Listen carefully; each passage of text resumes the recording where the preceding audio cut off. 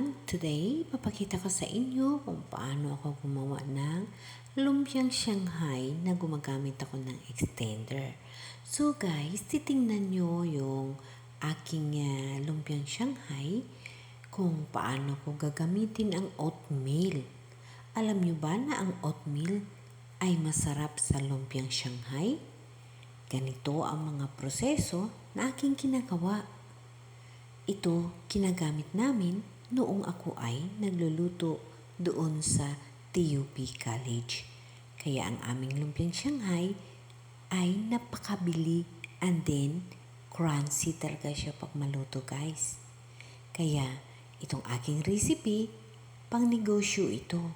Dahil alam niyo naman ang oatmeal dumadami lalo pa pag mabasa siya, di ba? So guys, ito yung lumpiang Shanghai na ang extender na aking ginamit ay oatmeal. Dumadami siya. Malaki ang pera. Malaki ang tubo. Kaya guys, subukan nyo ang oatmeal sa lumpiang Shanghai. Sana magustuhan nyo ang recipe ng lumpiang Shanghai pang negosyo.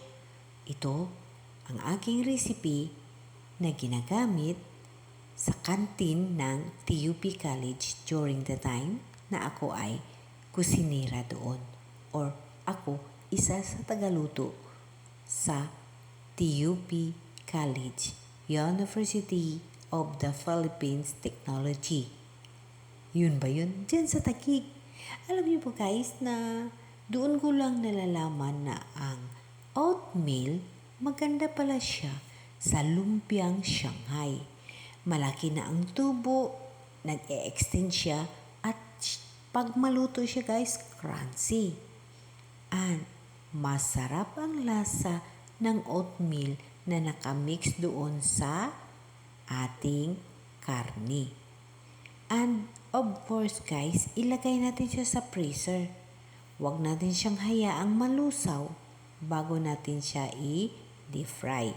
So itong video pinapakita ko sa inyo kung paano gumawa ng extender sa lumpiang Shanghai at pagbalot na siguradong papatok at crunchy ang inyong lumpiang Shanghai.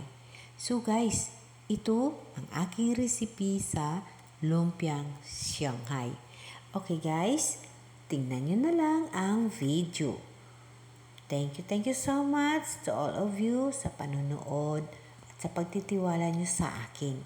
Maraming salamat sa inyo, mga tao, mga kaibigan, mga kababayan, and to all the people around the world. Dahil sa inyo, kumikita ka sa YouTube. Kaya maraming salamat sa inyo. Okay guys, again, thank you so much. I love you all people. God bless you all. Bye guys.